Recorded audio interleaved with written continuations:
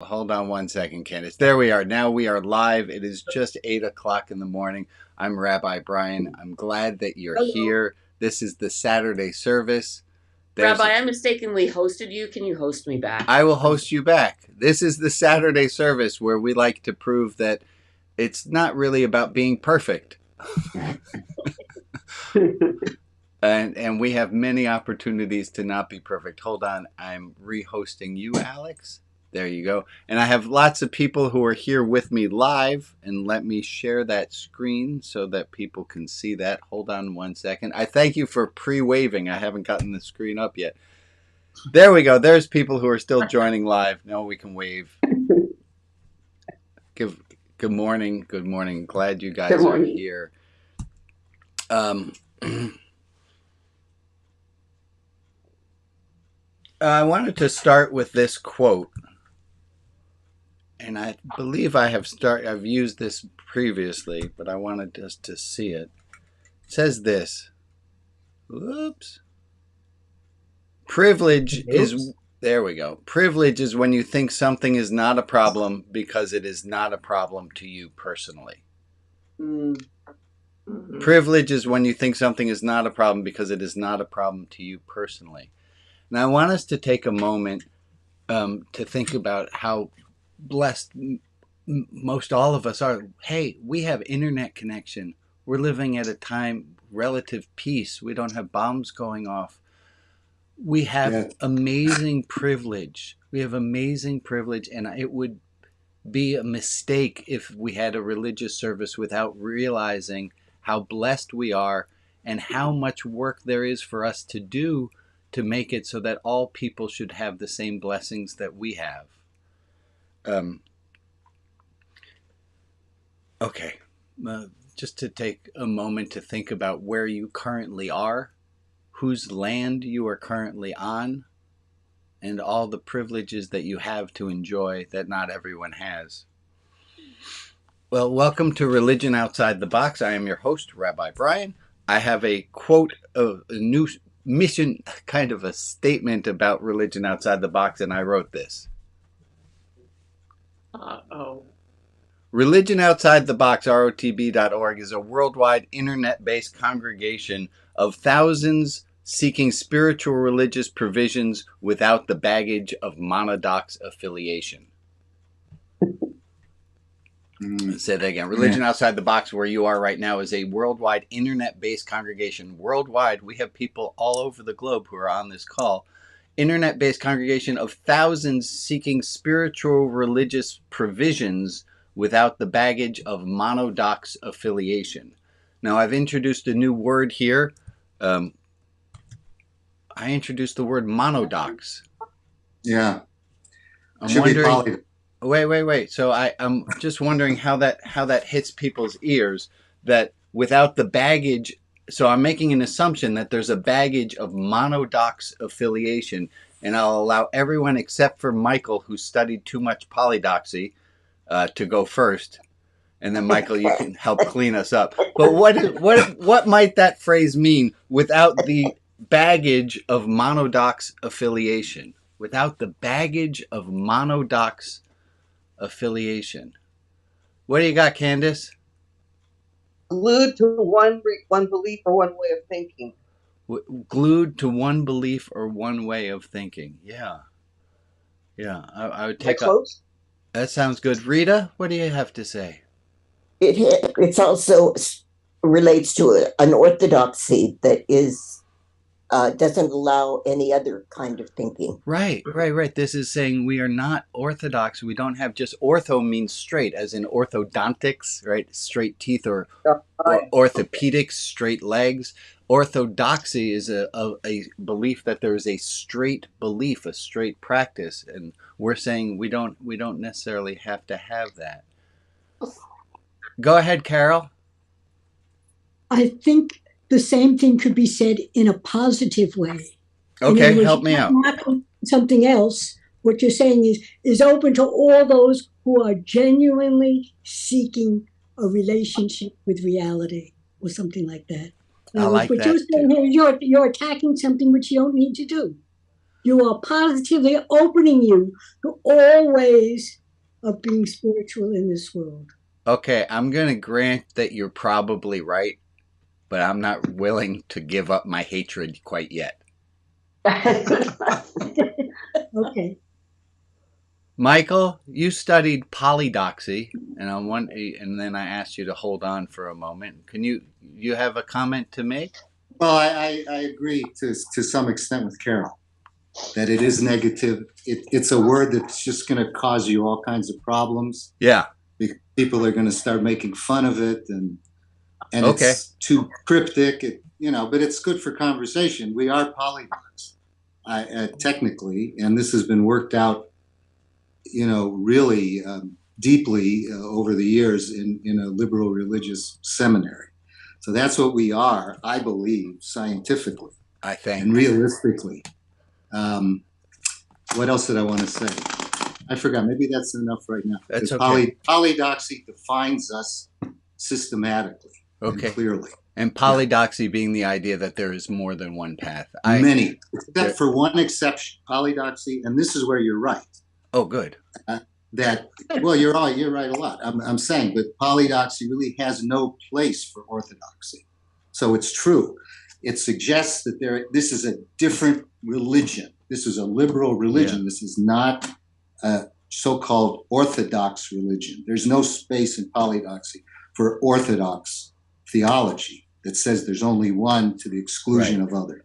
Right. Polydoxy says there's many to the exclusion of orthodoxy. I love it. Well, Okay. what Meister Eckhart said is take your own good way as it comes from God and believe that it contains all good ways. Take your own That's a good meta- way. that's a meta- Wait, let me That's repeat a that meta back. concept. That's Take- a meta concept, it seems to me. That's Take your meta. own good way and As believe. it comes from God, Take your own And good the- way as it comes from God and believe that other that ways. it contains all good ways. I love that idea. Oh, love I that do idea. too. Thank you. He had the good fortune of getting a heart attack before he was burned at the stake. But I think it was That is he an- was supposed to be burned at the stake. okay, and he- go ahead, Anne. You have a thought to add. Yeah, I like what Carol said about flipping it to the positive because it is broader. Hmm. And your negative is about the baggage of orthodoxy, but for some people it might not be baggage, but it might be limitation, or it might be something else, or it might not be a negative, but they want to add something else to it. Fair. So I think I like that opening up to the positive really opens it up to the polydoxy that Michael's talking about. Okay. Well, let me take all the comments that have just been said and thank you guys for adding to it. This is religion outside the box. The idea simply is that there isn't a box. That the walls that we put up between and saying I am this and I am that don't make a lot of sense. I'll tell a quick little story if I may. I may. Okay, good. It's good being the guy who gets to host the meeting because I can tell this story. Let me first just say it's wonderful to see all your faces. And if you're watching later on Zoom or you're watching on Facebook Live, I'm glad that you're here. And we have some people who are on Facebook who are saying hello. So hello, Sherry. Glad that you're here. Good morning, Juan. Glad you're here. Hi, Stacy, Lee, and Loretta, and all the people who are on Facebook and Instagram. I'm glad you guys are here.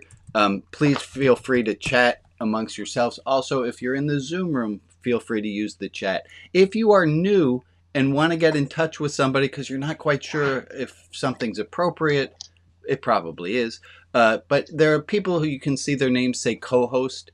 And so if you would, you can private message or message anyone who's a co-host, and they're here to be of help. If you're on Facebook or Instagram and you're making live comments, those come at a 12-second delay, and I can't check those during the service. There's just too much going on. So thank you also to all my co-host helpers. I want to tell you a quick story. I had a gentleman, a woman and a gentleman call me. They wanted to get married. It was a second wedding for each of them.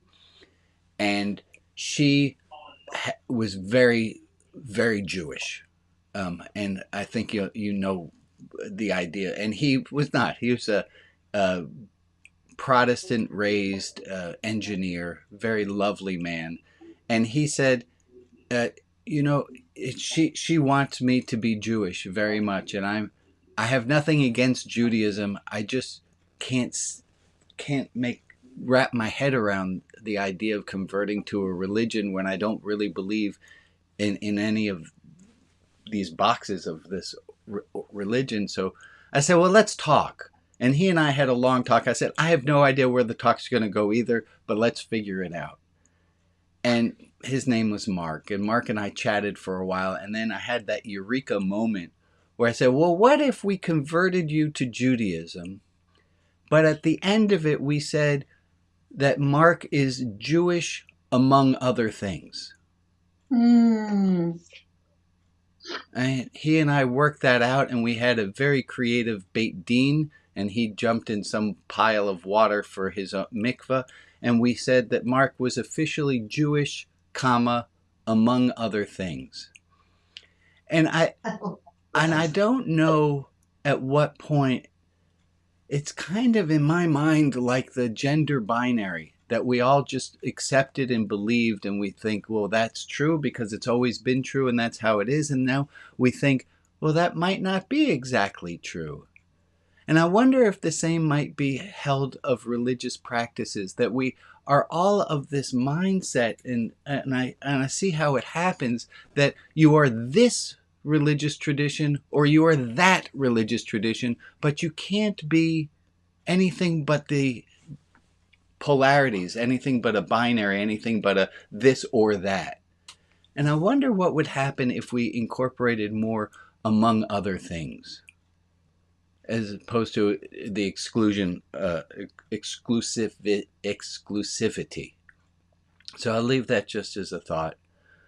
I have some two quick announcements, and then we're going to get into our topic today.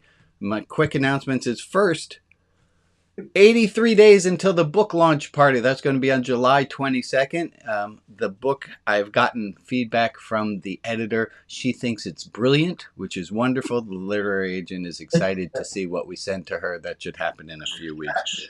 Second announcement, I don't see our friend Lee here, but I wanted to apologize to Lee for an oversight in not asking for their technical support last week in the absence of Alex. And okay. Alex, are you able to show us that video at this time? Yes, I can do that. And can you spotlight yourself so that we can make this, everyone can see it? I think if I just share the screen, everyone will see it. Okay, So let's make that happen. hang on 1 second here. Okay, so I'm gonna. Here's for video. Having streaming problems. Hold on one.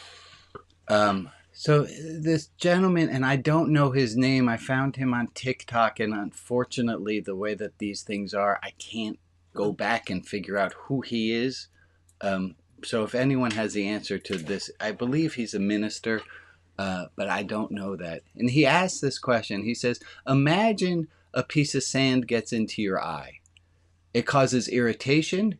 It causes your eye to secrete fluids. And then if you don't do anything about it, it could cause infection and then blindness. He said, that's just a speck of sand in your eye. He said, on the other hand, a oyster gets a speck of sand in it, and it causes the oyster irritation, and then it causes the oyster to secrete fluid, and it will create a pearl around it, and it will do what it can to cause itself comfort from the discomfort. And his question, and you might have heard it, was, did the sand cause the blindness? Did the sand cause the pearl? And the answer was, sort of. That it wasn't the sand itself, but the sand caused the human eye, or the sand caused the pearl to do what it naturally does, which would produce either blindness or a pearl. And then what he says is, I want you to think about the people in your life as the irritant. That the person in your life is an irritant, and what you do with their irritation, that is not fixed. That other people in our lives are the irritants, and they cause the world to see, they cause to be produced what is the naturally occurring substance in ourself. Yeah, it's interesting.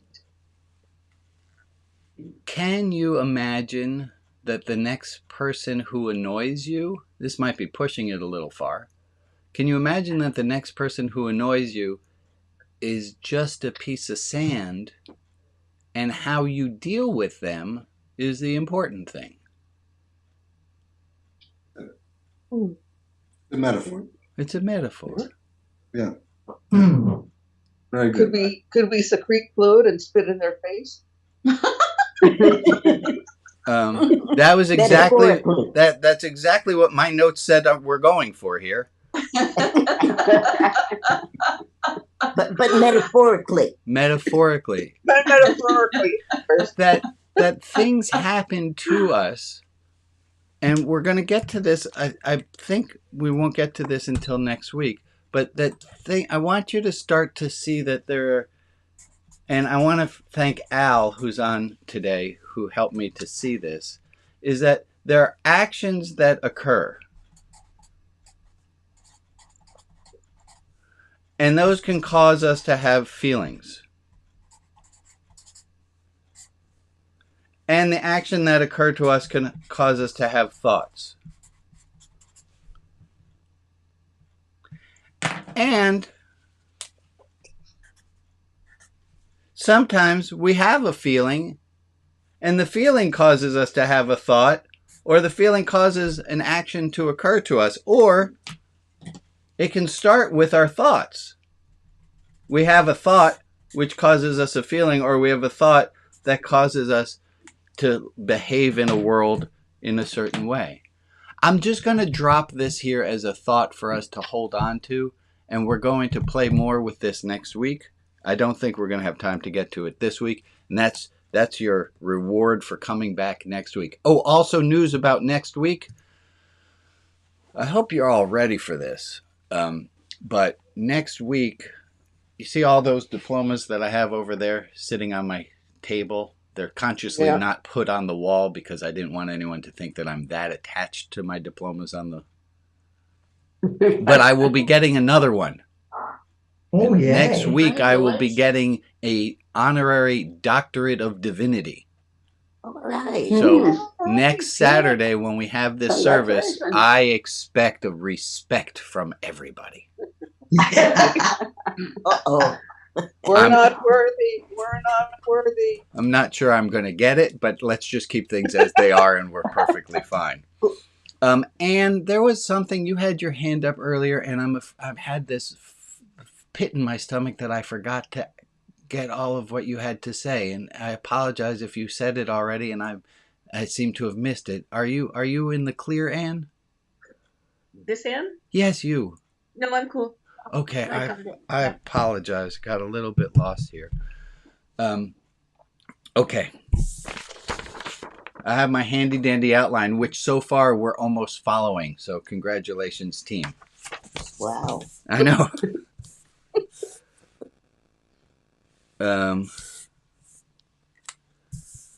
Last week, something happened that in the email I sent about the service, I said in the invitation to last week's service, I wrote, the week previous was a wonderful service. It was probably one of our best services that we've had in a long time. Therefore, the service that's coming up, meaning last week's service, probably won't be so good. How many of you have ever done a self-fulfilling prophecy? Uh-oh. I probably have. Yeah, we've all done. There's a theory I learned in graduate school for education. If you don't know, I after I left being a full-time working rabbi, I became a high school mathematics teacher. I got a degree in education, a master's degree in education. And one of the things that I learned about is something in schools called the Pygmalion effect. And the Pygmalion effect goes like this. If you tell a teacher on the down low and you say, hey, this kid, it's not in their file, but this kid is off the charts gifted. Now you say this about a child, it doesn't matter which child it is, and it doesn't matter how gifted the child is or isn't. If you tell the teacher that this student is gifted, well, I'm pretty sure we don't need to do the study and I don't need to tell you about it because you know exactly what happens. Yeah. What happens? He's treated as Student is gifted. treated better. That student starts performing really, really well. And then scientists, because they're scientists, said, well, let's test it out with the opposite. And the same thing seems to happen if you tell the teacher, this kid has got some behavioral issues and there's something neurologically just messed up in this kid. Guess what happens in that classroom? We can affect what happens in the classroom. We can affect how the child is treated by the expectations that are put on that child. It has to do with respect. Has to do with respect. Teacher has to respect the child. Right? I'm open and honest that sometimes in my parenting, I am looking for one of my children to be acting in a certain way. And guess what happens if I'm looking for it? I do it to Jane too, right? I'm thinking, well, that's just how Jane is, and she's going to notice this, and she's going to say this. And when she does, I think, well, look, that proves my point. That we have expectations about how things will go, and then we see those expectations. And my question is, can we game the system? Can we game the system and change our expectations so that we live in a world that has a little more love in it, can we game the system? If I gamed the system and I caused the service to be a little befuddled because I said, well, this one's not going to be very good, and I did that, well, can I do the opposite? Can I say, well, this is going to be one of the best services ever? And obviously there have to be some limits. I don't think I have the ability to manifest just about anything I imagine. But I do have some ability. Now my question is, what of this can we and what of this can't we control? Go ahead, Carol. I think that's what religion was doing when it said at the beginning, we are made in the image of God. The trouble is it said it, and we weren't open to really ask the question, what do you mean by that? But the fact is, we are told from the beginning how worthwhile we are, and we somehow cannot retain that. So so help me understand that, Carol, so that you're saying that it is possible, we just totally stink at it. We were told that we were made in the image of God. Uh-huh. It's better than telling a teacher that this kid is gifted. Watch out, this kid's going to be really great. Oh my gosh, I hear what you're saying. We have so many gifts. We haven't begun to use all the powers that have been given to us. So you're saying that we are that student. Yes. We are that student who is unbelievably talented. I mean, I think it's Marianne Williamson who said it's not what we can't do that frightens us, it's what we can do that frightens us. Yeah. I'll take thoughts from other people as well, if you got. Go ahead, Bob. I think in part what I'm getting from it is that when I put an expectation out there that I I'm limiting myself in what that expectation is. But if I say that I have an expectation that this is going to work out, that it's more likely going to work out because of my participation in it. Right. If we go along with it. Wonderful. Go ahead, Ray. Thank you, Bob. Well, going back to what Carol said about made in the image of God, no one has ever seen God.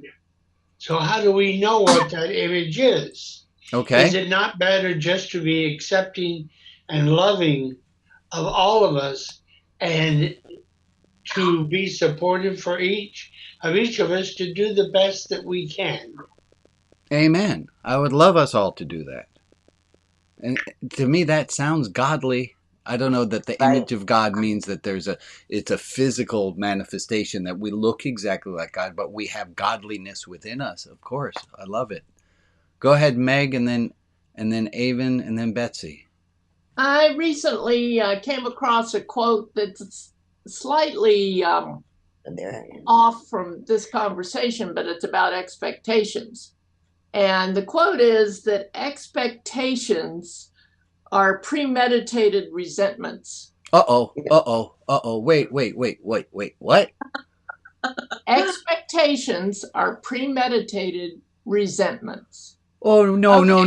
Okay, wait, no, Meg. No, now. I expect my husband to set the table for dinner, and he doesn't. Now that pisses me off. It doesn't really, but I got you. But Meg, hold on a second. Could I not have an expectation that I don't know what Meg's going to say, but I'm sure I'm going to love it? I don't have any resentment in that. Unless she doesn't say it. I don't care what she says. I have my love blinders on, my rose-colored glasses, and I expect everything that she says is going to be great. I'm so happy you think that way. I do. No, but I do. I do try to, like, I know Avon's going to say something in a moment, and I have an expectation that that's going to be additive. That's going to be something that, and I'm pretty sure, I don't know how this works, but I'm pretty sure that if I had the inner orientation that what the fuck do these people have to say and it's just all gonna suck, that the service would really take a turn. Yeah. But my expectation, and now Avon, not too much pressure on you, but my expectation that what Avon's going to say is going to add to this conversation, I think benefits me and the group. But that's an expectation that has been met. Not yet. Avon ain't said nothing. No, but I mean, that's why you don't have a resentment. Okay, you think what I'm going to say is brilliant, and maybe what I'm doing is singing Twinkle, Twinkle, Little Star, whatever that thing is. Yeah. That is not brilliant. So then you might have a resentment because I didn't follow. Okay, I'm thinking that I'm happily delusional, being being when we're going to get to optimism and hope. That's where we're going. So this is all on target. So thank you, Meg. Let's find out. And Avon, now no pressure. It was about optimism, because when you initially described, I went, oh, I know someone like that. Is that my sister, who I love very much, is super optimistic, to the point where sometimes I, as a less optimistic person, are like, you're a bit naive here. Yeah, right. You know, but specifically, she thinks that everyone is going to be nice to her, and that everyone has good intention. Right. And I've watched it get her into trouble. I've watched her come home real sad because she thought that guy wanted to be her friend, and that is not what he wanted from her. And at the same time, I am regularly surprised by how deeply kind people are to her, right? Just because she expects them to be.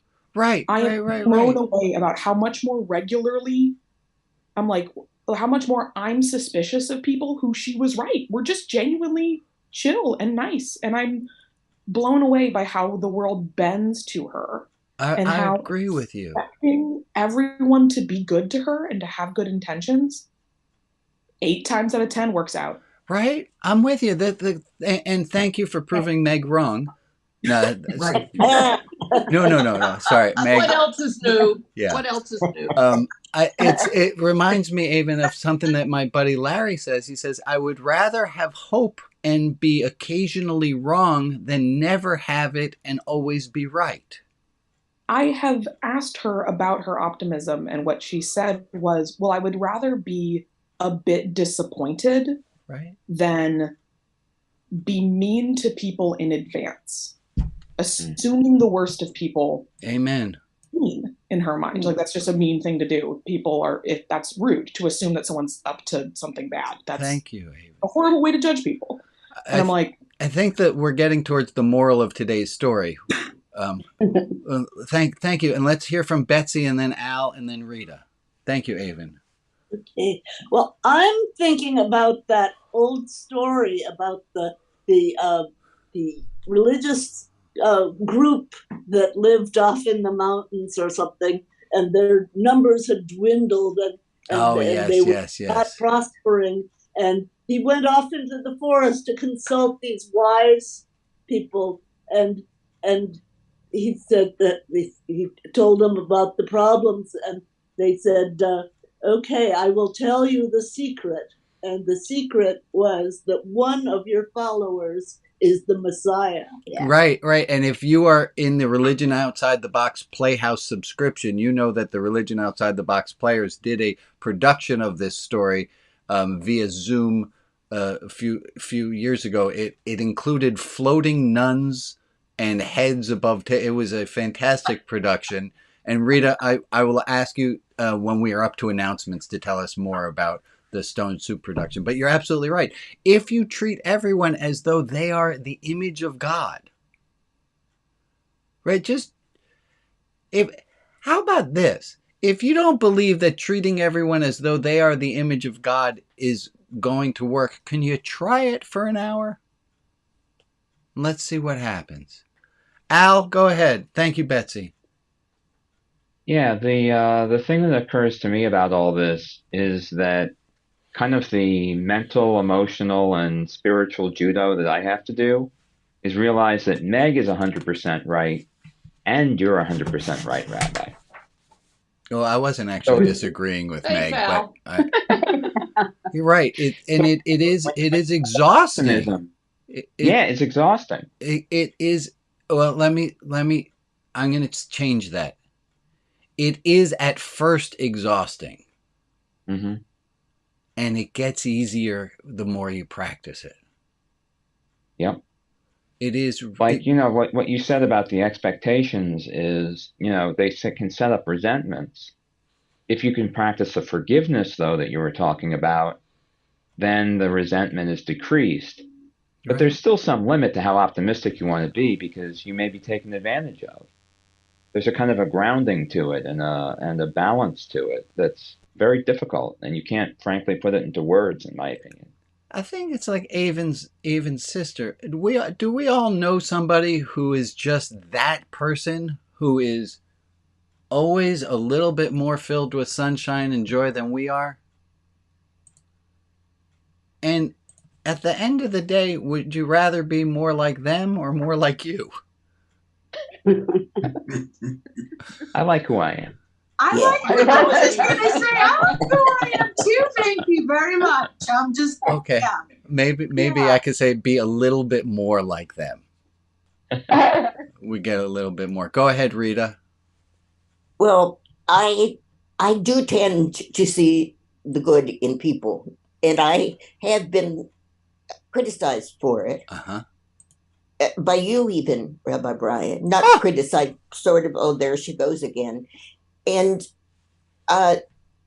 it's that part I don't like at all. But nonetheless, what I've have found, and I've been around a lot longer than anybody here, I bet, is that when I'm looking for the good, I usually get it. Right. Say that again, Rita. When I'm looking for the good, I usually get it. Right. And the flip side of that, when I'm looking for what an asshole my son can be, I can find that. Yeah. And Rita, we're not going to play the age Olympics. We got a lot of old people here. This is a religious. this is a religious organization, and hey, let's face it, religion tends to collect a lot of the older folks.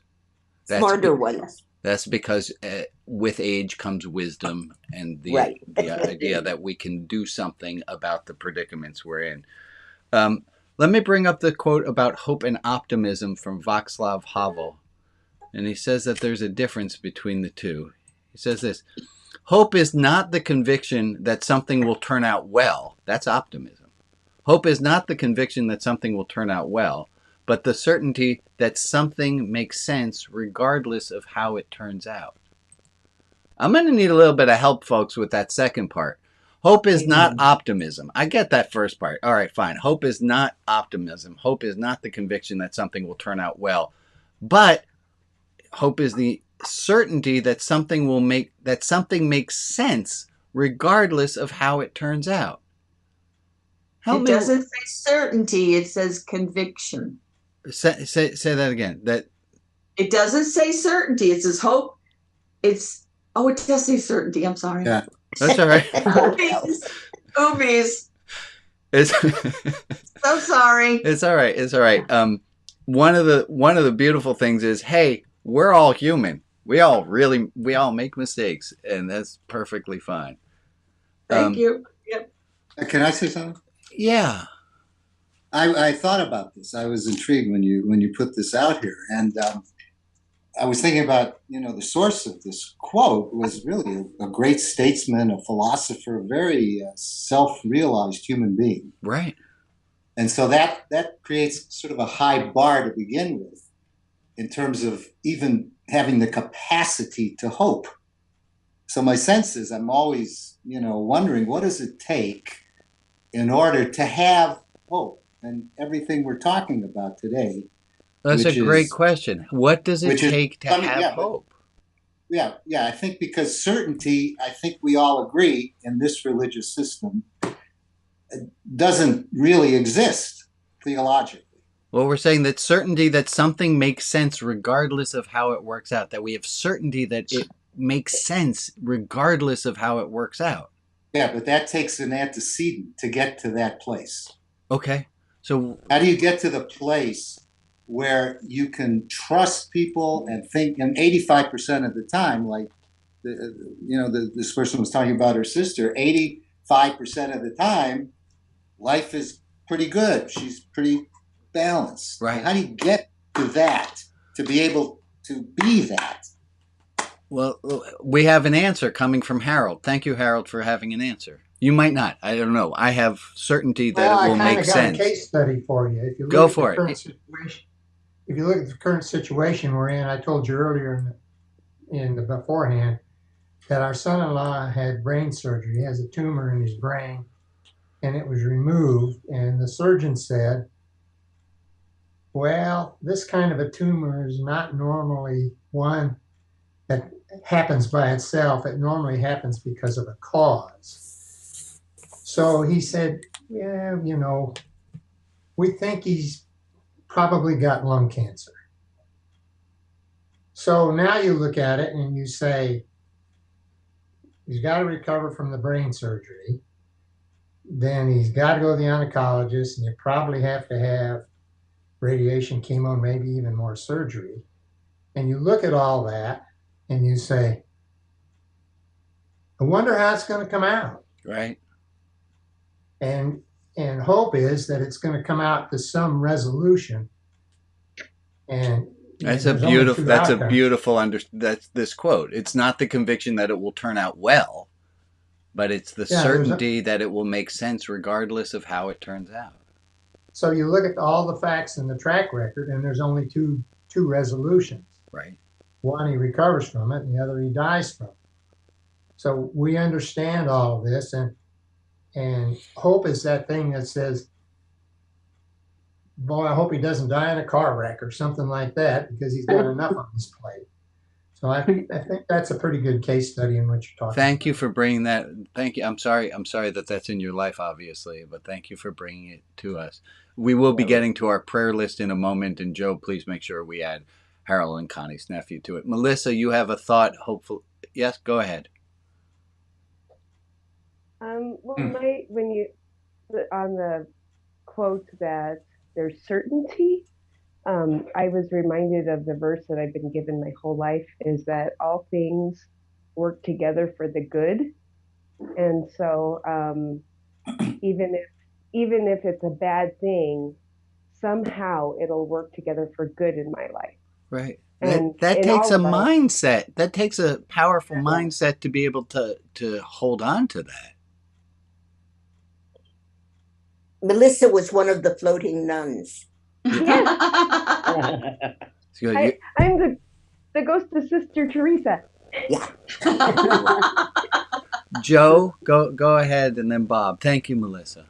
Well, I just want to rescind my oops about the word certainty, because now that I've had a minute to process the whole quote, Okay. I'm going back to, I'm not sure that I personally can embrace the word certainty, because certainty means 100% of the time, all of the time, every time. Mm-hmm. And I am absolutely certain that as a human, I can't do that. Yeah. So I think if I'm looking at the quote, is that when we have that certainty, we have hope. And we don't always have that certainty, we don't always have hope. That's all right. Bob, go ahead, and then we'll move along. Yeah, I think sometimes we have a tendency to over process something, and maybe that's not the right word, but that I guess I look at it that if I get up from my chair and that I start to walk somewhere, I have the hope that my foot is going to land on the right place. And that I think that if we don't demonstrate some form of hope, that we can't exist. And that when I work on anything, when I click on my computer, whatever, I have a hope that it's going to have a result. And so I think that hope is something that is, in my opinion, inbred in us, that when we do an action, or when I say something, I hope it's going to have the right effect. Right. I like it, and that's what this whole service is that I'm not exactly. It's not the conviction that the service is going to turn out well, but I have certainty that in something will make sense out of what we're doing. Mm-hmm. Thank you, Bob. Thank you for pointing out what we're doing here is this quote. Mm-hmm. We don't have okay, and let's turn our focus for a moment over. Joe, you have our list of folks for whom we want to say some prayers on this day.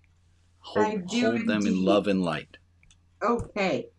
The love and light folks are Donna, Colleen, Maureen, Jean, Diane, Andrew, Mara, Sandy, Doug, Jane, Victoria, Baby Strong, Paris, Virginia, Tamana, Lena, Mondi's brother, James Wilson, Stephanie, Jenny, Francis, April, Jill, Iggy, Steve, Andrew, Krista, Pacey Dumas and his family, Abbas, Lena, Nathali, Harold and Connie's nephew, Andy Voshnik, Mary Ellen, Mary Wolf, Christina Roth, Eloise, John, Kim Haslinger, Sarah C., Beverly Kennedy, Roger M., and the Cook family, and I don't think it said Chris H, so I'm adding Chris H. Well, thank you. Let's take a minute at a time, starting now, to hold these people in our hearts.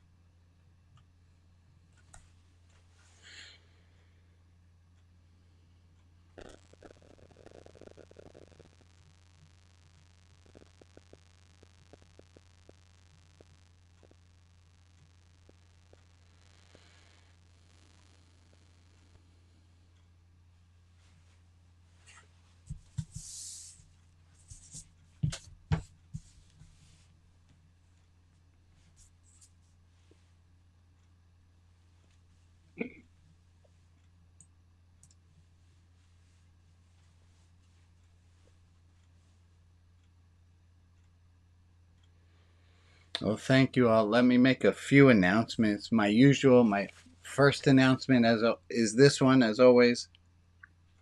It's okay not to be okay. There is a lot of pressure in this world that we should be fine all of the time, and that's too much. We can't be perfect all the time. It is okay to not be okay. Other announcements. There's a Shekinah group. I am out of focus, like literally. There we go. There's a Shekinah group. If you want to talk about the God word and you have a hankering to do so, please make sure that somebody in the chat knows your email address, and there are meetings of the Shekinah group that go on Tuesday at this same Zoom room at 11 a.m. Pacific time. There's Rabbi Brian's office hours. Everyone is invited to that. It's a casual, non-broadcast group of people. And then Rita, do you have something that you want to tell us about the Religion Outside the Box Playhouse? Yes, theater outside the box Okay. is what I like to call it. We are in the midst of creating something called story theater, which takes just the skeleton of a myth or a story, and then in rehearsals and through improv, creating a script. Sometimes it's kind of strange. I mean, Stone Soup, we have an ardent vegan that we have to work with, but it's fun.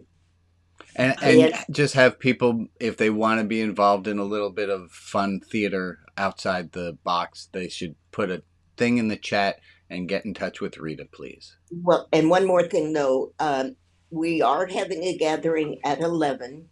So if you put something in the chat right now and you're interested, I'll send you the link. Wonderful. And if you can't make a gathering, this is going to take a while. So don't worry about it. Just let me know you're interested and I will send you a link. Thank you, Rita. If not today, next time. Can I just add, Yep. Rita, because everyone might not know, you're in the Pacific time zone. Oh, thank you. Yes. 11 a.m. Pacific. Same 11 a.m. time here. So Pacific. two about hours that. and 10 minutes from now. And I want to make a special shout out to my friend Ann, because the Religion Outside the Box Clubhouse, which we had on Mighty Network, and it was just a bloated system, and the thing on Facebook, we are so close to being up to having beta testers, and we're redoing the Religion Outside the Box Clubhouse, and it has just been, oh my gosh, you have no idea what kind of technical problems there are behind the scenes on a web page. I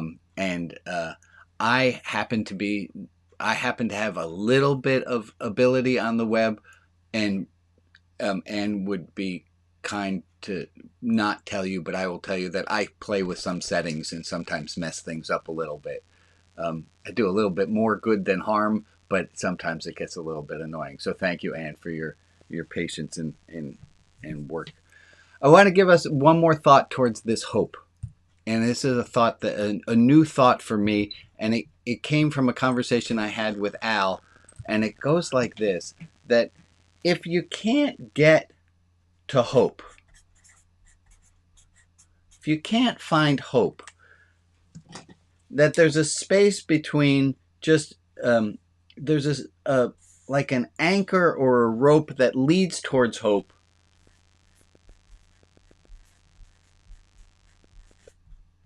of curiosity. That something happens, and instead of just accepting it and being downhearted about it, instead of thinking of it as fated and fixed, that if we have a moment of curiosity about the thing that has occurred, that the curiosity opens us up to hope. Of, I wonder why that thing happened, is a curious stance. And that a stance of curiosity might be something that elevates us and pushes us towards having hope. Okay.